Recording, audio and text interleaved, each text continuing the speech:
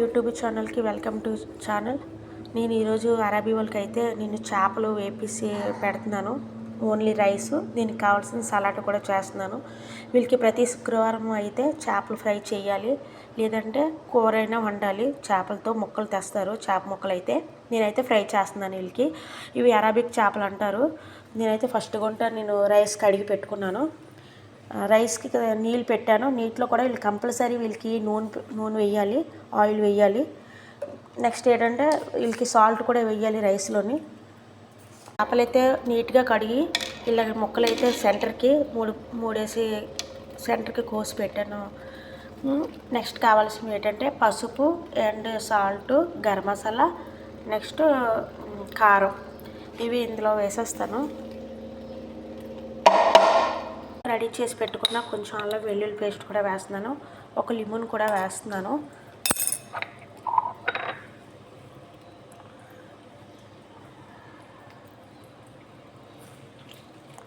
ఎందుకంటే చేపలు మెత్తగా ఫ్రై అవుతాయి, బాగుంటాయి కూడా.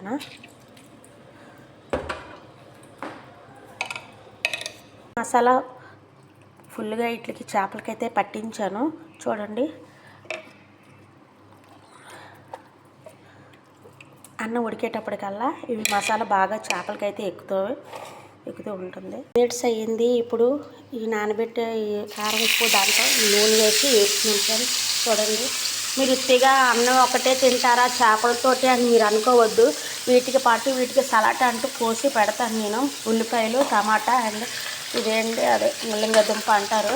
నేను వీటితో పాటు వాళ్ళకి సలాడ్ చేస్తాను, చేసి చూపిస్తాను ఫ్రెండ్స్. చేపలు అయితే మొత్తానికి ఇలా వేపుకొని పెట్టుకుంటున్నాను. హాట్ బాక్స్లో వేస్తున్నాను. సలాటా కూడా కోసాను. అన్నంలో వేసుకొని సలాటాతో వేసుకొని చేపలు నంచుకొని తింటారు. సమ్మేన్ అంటారు. నేను ఇందులో వేస్తున్నాను సమ్మేన్ని. అన్నంలో కలుపుకొని తింటారు. నెక్స్ట్ ఏంటంటే ఇక చేపలు రెడీ అయిపోయి ఇది సలాటా మర్చిలేసి తీసుకొని వెళ్ళి తింటారు.